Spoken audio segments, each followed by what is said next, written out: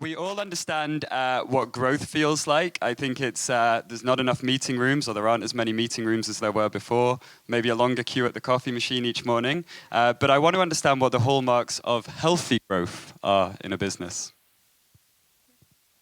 Happy. Can everybody hear me? No? Just try again. try again. And now? Yeah. Okay. Very nice. All right. So I would say, obviously, having experienced hyper-growing companies, I can say hyper-growth is not necessarily very healthy. So it's not something I would recommend to do, for a very long time. But it's necessary at certain times, definitely. But where there's opportunity, one needs to seize it for sure. Yeah. Can you hear me? Yes? Wonderful. Perfect. I would also say, actually, it's one of the most important things we have to understand as HR people, but also as human beings working. We have to serve people in business. And I think this is actually healthy growth. Mm-hmm. Yeah. So beginning with the individual. Yes, for sure. And this is something that we talked about on the call earlier this week, where you were going through the idea of forming business strategy around the individual. Can you maybe elaborate on how you've achieved that? Yeah. So actually, I believe in healthy growth is actually possible. And to achieve healthy growth, we really have to put people at the heart of the business strategy. And that means it's a process. So we will definitely sometimes fail. We will do a lot of mistakes. But I think it really starts with the right mindset of serving people in business and really being committed to do that and actually to infuse the overall employee life cycle with the serving people in business approach. So it's really a challenge. So we should infuse structures, processes, procedures, but also all the programs we develop. So for example, leadership coaching programs or learning development programs, we really have to infuse this kind of approach. So yeah, excellent. It's a holistic challenge, I would say. Absolutely. Lia, Anna, any thoughts on your side from this? No, I agree completely. Can you hear me now? Okay, there we go. I agree completely with Lia. The thing is that we forget that people are the ones actually building the company, so they also need to be there. We are there for the product, we are there for the business, for the ventures, for the investments. That's what actually drives us, and we do work for the salary at the end of the day. I completely understand, but people are there, and we need to kind of put them in the focus with the processes as soon as possible, if possible. Perfect. So a lot of topics came up in those answers, and I think one that I really want to dig into is the idea of hypergrowth, especially with you here, Rani, with your experience. I was asking around for maybe interesting questions to ask at over the course of this week, and one of our founders, Nico, alluded to the idea that recently, when the two of the founders of Google stepped down, they wrote that the only constant over the past 15 years had been change. And he wanted to ask, how do you work in an environment where the majority of your workforce are newcomers? Yeah, so this is a very interesting question. So I think also being in tech, in technical-driven industries, change is inevitable. It's part of, and it's something that you have to ingrain in your culture because tech, it's fast-moving, it's fast-paced. So important elements of our culture in order to succeed that, or to be able to go through that. One of them is also having, fostering also a culture of open feedback, so where people can have healthy discussions. It's fostering also fast decision making, so constantly evaluating what do we factor in, how do we come to that decision, and constantly reiterating that, to be honest. Those are two very important factors, I would say. And obviously also, hiring also people with resilience. That can also handle that kind of ambiguity. On the other side, obviously, and it's a very interesting, we started with this also 1.5 years ago, so it was one of the first things that we looked at when I joined N26, so we were still quite small. So to give you context, I would say between 200 to 300 people. Right now we're 1,500 plus. So one of the first things we had to invest in was onboarding, right? So we had to look at, okay, what can we automate? Because we have now a very junior workforce. This is the situation that we're in. So we need to automate a lot of processes, but at the same time, we need to have an element of high personal touch. because people are coming in and they want to feel part of, of your culture as well. So there are a lot of things that we look at. So also in onboarding, we look at standardizing a lot of things, but also making sure that in terms of, accessibility of information, of tools, and also just having a network set up is super crucial in order for them to eventually also succeed in their role. I remember, Anna, when we were talking, you mentioned the idea that leaders play a really integral role in establishing kind of the values that can lead to a culture for healthy growth. Maybe you can tell us about your experience there. Well, yeah, I think that the leaders play the crucial role. Somebody needs to lead the change and somebody needs to carry the values and carry the company. And I remember telling you that in the previous company, our CEO wanted to do the Movember game. And we advertised it all over the world. We had, I don't know, like newsletters, panels, whatnot. And then only one person in the whole world actually did the Movember. Only one out of, 500 full-timers, and we had around 200 freelancers. So only one did it. So the question was like, why? What happened? Did you do everything? And we told him that it needs to start from him. He also had the beer, and if you want to do the Movember game, and if you want to see the change, and you want to see people engage, you're the first one who needs to shave. So following year, he shaved in September to show everyone, and he started taking photos, and the next year we actually had more participants. But it's quite important that they carry the game and they participate with your employees. If they are not living the values, if they're not living the culture, it's quite easy to lose the track of it, and it's quite easy to lose the focus. So for me, it's quite crucial. It's quite crucial as HR that we actually speak with them and that we actually make them aware that some of the things are not okay and that they need to reevaluate or live it up differently. So walk the talk. So grow a moustache is the answer to this question. Okay. So I just wanted to do a quick survey of the audience at this point, because this relates to the next question. How many people here work for a company of less than 100 employees? Okay, and how many in a country of more than 200? A company of more than 200? And more than 1,000? Okay, because this was relating to a point that, Lia, we were talking about, how maybe kind of external environmental factors, company size, whether a company is VC funded, for example, and the pressures that can impose. Does this have to be considered when you're looking at fostering a culture for healthy growth?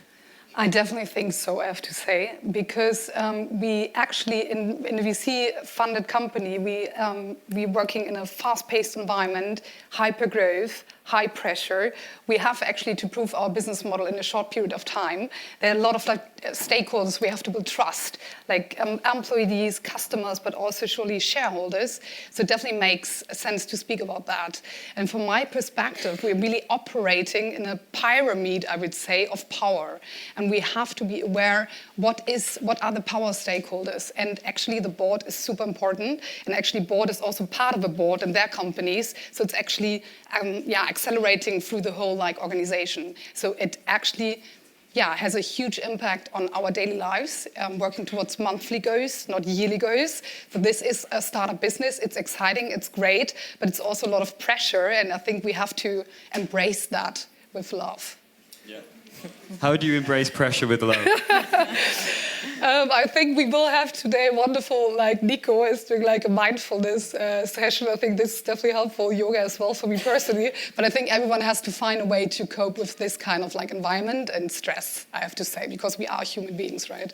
Absolutely. And I think there's probably a lot of HR managers, HR business partners in the audience. And I think this is a big topic that we were talking about and that I touched on with Rani. How do HR managers they bear the brunt probably of most of the cultural challenges in a business. How do they stay focused? How do they stay calm in these situations?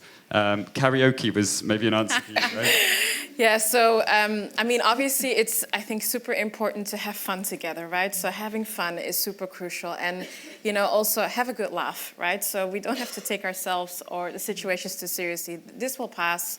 I think as well, I'm super fortunate. I have great colleagues, also colleagues I love to work with, but also colleagues I can trust.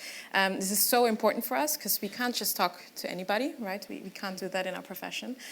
So having people we can trust and, where there's this mutual understanding. And also yesterday, we just had a really fun event. So one of the traditions that we have is also we do these offsites, onsites, or onsites, offsites. I hear both. Pick the one you prefer. But yeah, basically it's also, it's a really fun way. It's not expensive, to be honest, as well. And like we have more than, I believe, 20 nationalities just in our team. So everybody brings something from their, their country. They cook something, they buy something, whatever you're best at. And it's something we all enjoy from each other. We talk about it. We have karaoke together. I'm a huge fan of karaoke.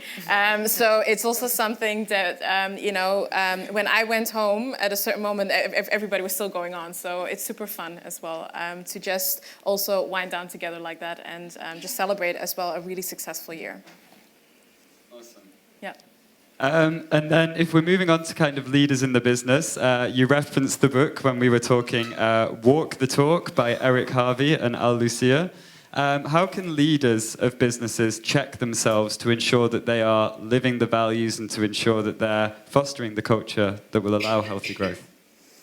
Well, I think it's quite important to understand that they are humans as well, and they make mistakes. So I like to kind of introduce embrace the failure from everyone's side. So leaders do make mistakes, and when we make them more human-like, it's quite more easier to accept them. And also, like if they're open and transparent what they do and how they do it, it's much easier. So you need to be open for the feedback. And I love the idea that employees, like I call them like open eyes to you. They always kind of track you. Well, you didn't do that correctly. We said this in procedure. It can be like that. But if the leaders are open to that and say, well, yes, like embrace your failure. I made a mistake and it's not okay. It's much easier. And then it fosters quite a healthy leader culture as well. Absolutely. I actually bought a quote from that book today because I checked it out a little bit online, and it only takes a few values violations to render the majority of our we believe statements impotent and our leadership credibility non-existent. It's tough enough to compete with external forces without having to do battle with internal consistencies as well. Understanding how our actions support or contradict our messages is critical to success, be it individual or organizational. So thanks for the tip. Enjoyed it. No worries. I wanted to move on to, obviously, talent.io is a platform for people to hire people. And I wanted to understand how culture and the idea of fostering a culture for growth plays a role in your hiring strategies. So I think like a job description is a black and white on paper. And I truly believe it's the person filling it with love and bringing it to life, right? So I think for me, actually, recruiting is the essence of culture. So we need people at the front, like really working there and getting the best talent on board, not only based on a job description, but really truly on the company values. Because we will have a process in onboarding of assimilation or like attrition, and then we really figure out if that was a good fit or not, right? For both sides, it's a chance to find out, do we have a match? But I think really recruiting is the essential of culture creation, because every single person matters, and culture is a process of co-creation. So every single person we get on board is actually shaping and also infusing our company culture and DNA. Mm-hmm. Yeah. And I think, Anna, you said that you put culture right at the start of your interview process. Exactly. So we first go through the cultural fit, as that's the most important. And if somebody doesn't go through that interview very well, we don't proceed with the candidate. So what does that look like? Sorry, Tim. So how can we imagine that? So it's quite important that HR or recruiter or whoever spends quite a lot of time with the team and understand what's the team dynamic first and foremost. And we have also Penta culture as well. So there are certain values that we don't want to kind of negotiate with. There's something called like staying Penta crazy or bringing your authenticity at workplace. So we want like people to be as authentic as possible, even during the interview. And we know it's an artificial situation. So it's quite important for them. And we go more with hire for the attitudes, train for the skills, because we don't want to kind of settle for the culture. Yeah, that's an interesting point because, like, obviously, I hear this statement a lot, and for me, like in a hypergrowth environment, I've always seen that that's not necessarily always very accurate, right? So Absolutely, attitude is very important. So what we look for also when we hire people is obviously also, we look for resilience. We look for people that are self-reflective, because it's super important to have that type of endurance as well to fit in the culture, because it's so fast-paced and so changing. But at the same side, we're also looking for people. We cannot just look for potential only. We don't have that room. So you have to imagine in hypergrowth, sometimes if, when I look back at when I started versus now, it's a completely different organization.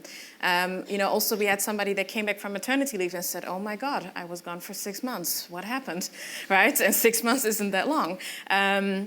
But that's how fast-paced and changing it is. So if we hire only for potential only, we get a problem. Because there are problems that arise that can be so complex, and because of the speed, you need to make such quick decisions. And to make intuitive decisions like that, you need to almost have that experience in order to make the right intuitive decision. So we also, even though that is indeed very important, in a hypergrowth environment, it's also, I would always advise to also look ahead, right? And also look for that experience. And actually, I would like to add, we really have to start investing in learning and development and leadership development from the start. This is my 100% belief, because we have to support leaders, but also everyone in the company to have the capabilities and skills to facilitate the growth. Otherwise, we are in the phase of hypergrowth and we have not the resources and the skills to manage it. So this is super, super essential. Yeah. Absolutely. Yeah. So you're saying learning and development and this idea should form part of any kind of early stage budget? 100%. Yeah. I should actually, every shareholder it should be mandatory. You get a funding, you have to invest in learning development and in leadership development. Yeah. And what does this investment look like? Do you is one of your first hires a learning and development officer, or is this training, or what kind of form would this take? I think there are a lot of different formats it can take, like workshops, trainings, but also really, I think what's really helpful is creating a learning and development program based on business growth and needs, but also aspirations, and to facilitate growth. So it's really it's a really straightforward, strategic approach and program, but it can be modular. So you start with one aspect, leadership coaching, for example, and you add others. But it should be really early stage.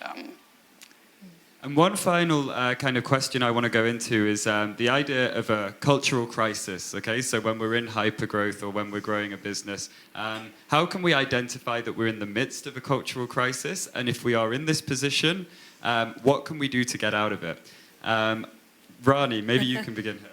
Yeah, so, I think they're in hypergrowth. They're constant problems, right? So let's be real here. So every week I have a moment where I'm like, what is happening here? This is truly how I feel. I think if I start thinking in this is a crisis, I will not survive, right? So I will really lose my mental sanity. So I can't think like that. But obviously with hypergrowth, stuff breaks all the time. And that's something, I have learned to be comfortable with as much as I can. But obviously, what I try to do, and this is also in my role, we try to anticipate major changes that come up.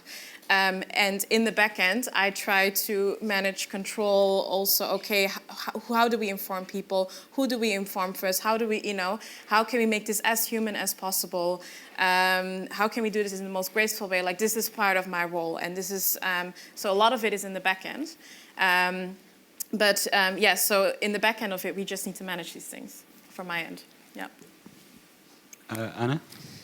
For me, I completely agree with that. One just thing that I would add is also that the business has to invest a little bit more in HR departments, because HR actually supports it. And if we see that the culture broke, the HR can be the one who actually drives the new culture and kind of set up the new rules. So I agree completely with Rani with that. It's just that it's also focused on the HR, that it has to kind of support business a little bit more, and the department has to grow a little bit more in those crises. Mm-hmm. So Rani's point on this was then that obviously there will always be a cultural thing going on. It's not necessarily a crisis. It's just part of growth, I guess, right? I mean, stuff breaks all the time. Yeah. But in the end, and this is our role also as HR or people, we call it people, is also to be at the back end of that and also, try to mend as much as we can. Yeah, and one final thought from you. Yeah, actually, and to dance a little tango, because we have so many roles, right? We are business partners, we are service partners, we are supporters, we are influencers, we are coaches, we are mentors. So it is really facilitating a lot of interests and processes and stakeholders and having a lot of different relationships. So we can really be a crisis, I would say, ambassador to see it as a chance for reinvention and to grow, right, and to develop. A positive message Yes. to end on. And you described HR as a crunchy sandwich position. It is sometimes. Which I really liked. Okay, so we've now got some time for some questions from the wonderful audience. Who would like to ask a question to the panel?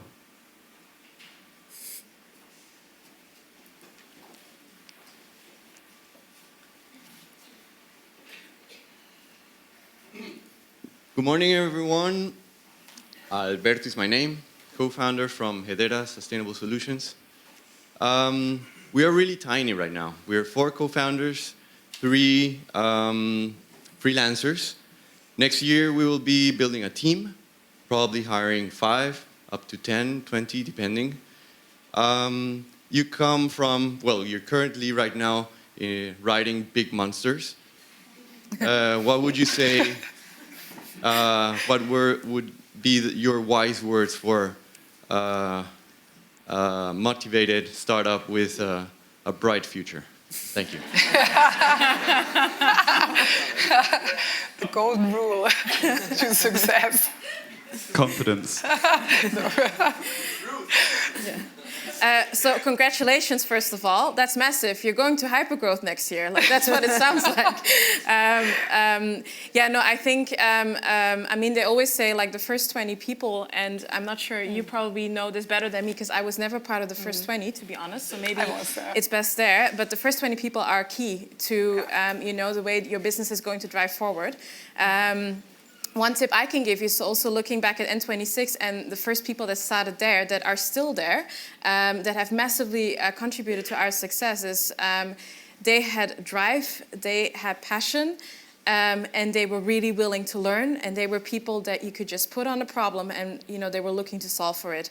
And those are attributes I would definitely look for, especially when hiring those first key people. I'm not sure, you probably have other insights as well. 100%. Yeah. Absolutely.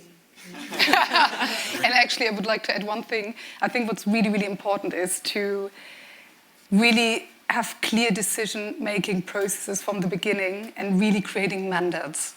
Who is responsible for what? This is kicking your ass if you don't do it, right? Because in the face of growth, there's so many things going on, and you have to make people accountable. And you have to create ownership and transparency. And this is also creating culture, right? So I think this is something really, really important as well. Yeah.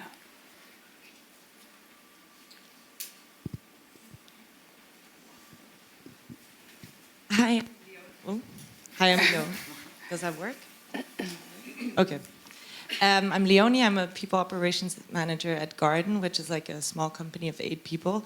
And 4 of the people are co-founders. So obviously we also try to hire for a cultural fit, and that's also one of the first things we do. But one of the problems that I've encountered is that they kind of want to hire people that are just like them. So they want to hire diverse, but not necessarily diversity in thought. And it's a little bit difficult for me to convince them that just because someone is not exactly like you, there's still a cultural fit sometimes. Do you have any tips for that? Yeah, we have the same problem in tech. They all dress the same as well and use the same colors. And I told them that recently. It's like having 35 tech people with the same sneakers as well. It came to that point.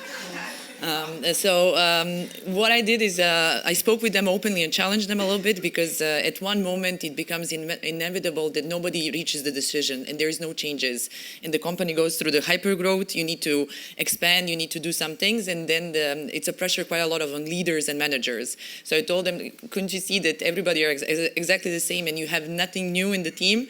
And when you actually make them aware a little bit, it becomes a little bit easier. But for us, cultural fit, it's not only that they are the same, it's just the living the way the values goes. And I also advise them that sometimes it's good to see the change as well, like that we kind of hire someone from different backgrounds, or, like that they dress differently as well.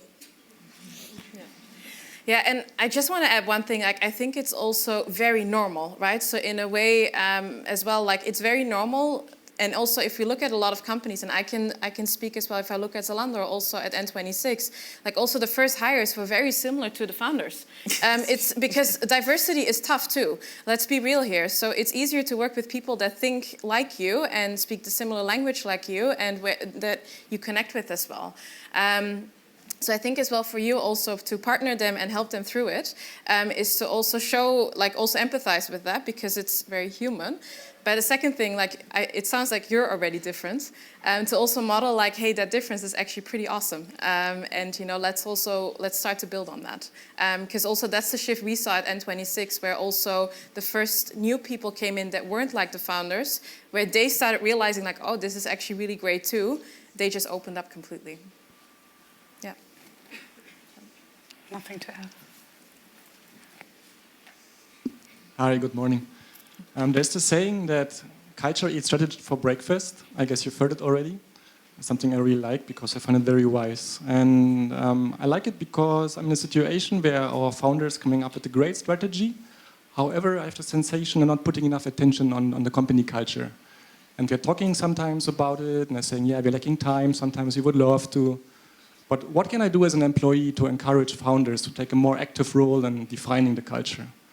Except saying we need more culture. So how can I help them as an employee? I think grassroots movement. Honestly, I think what we did at Horizon Studios, we had a wonderful culture session. Everyone could participate it and also take an active role actually. And we openly spoke about things we want to stop, start, and continue. Super simple method, and everyone can participate. And I think this is also, culture is a process of co-creation. So you really have to invite people to co-create, right? If people don't understand that, sometimes you also have to make the decision, this is not the right place I want to work. It is sometimes tough and like that. But I think if you have, and you obviously have a topic and you have a passion and you want to bring it up, just bring it up. And people can organize it by themselves. HR can support and management can participate as a participant and not as a managing director. And this is what we did and was amazing, was really, really beautiful. Yeah.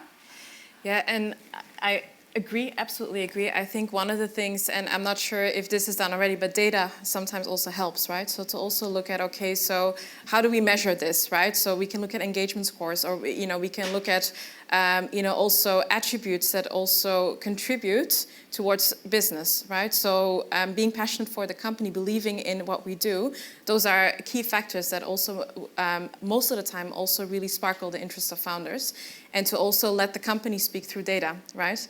And then also start off a conversation with, okay, how can we influence that in a positive way? No, I agree completely. Research as well, data, just show them more and more examples, and you have them massively, quite a lot in Berlin as well. The companies that started, didn't invest in the culture, and it kind of, they fell apart. So yeah, try it.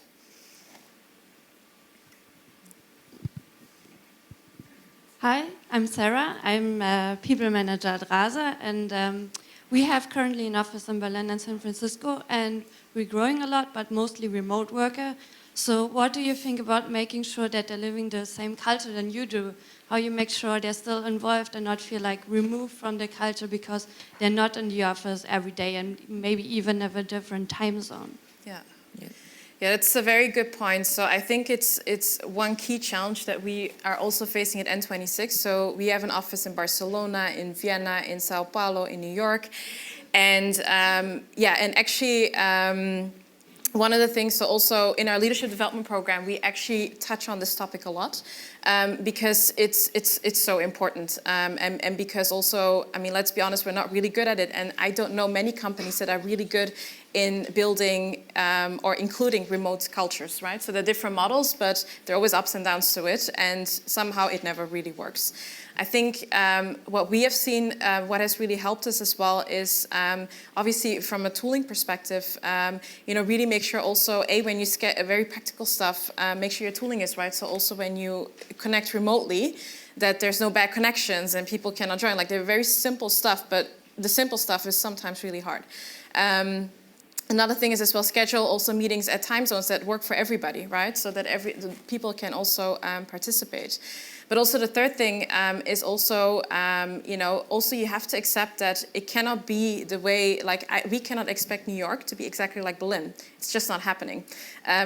It's a different culture also from a location perspective. So what we also speak about is also, so we have maybe our blue culture over there and we have a red culture over there, but we create unanimous across all locations of purple culture. So also in the way we speak to each other, etc., there is a common ground there, but there's still space for the locations to, live their own way. I hope that helps you a little bit. I'm not sure if you can add. What we did also is that we introduced, it's a little bit long title, Inter-Office Workaway program, that people can actually go into other offices and work from there, and that the company will cover certain expenses, and certain expense falls on the employee. So that was actually quite massive because we had offices in the previous company in Japan and the States, and everybody started flying everywhere, and it was quite fun to see. So the company would invest certain money for them to go and see, and they would have to cover certain expenses like taxi or anything like that. So that was actually a good proposal as well. Thank you very much.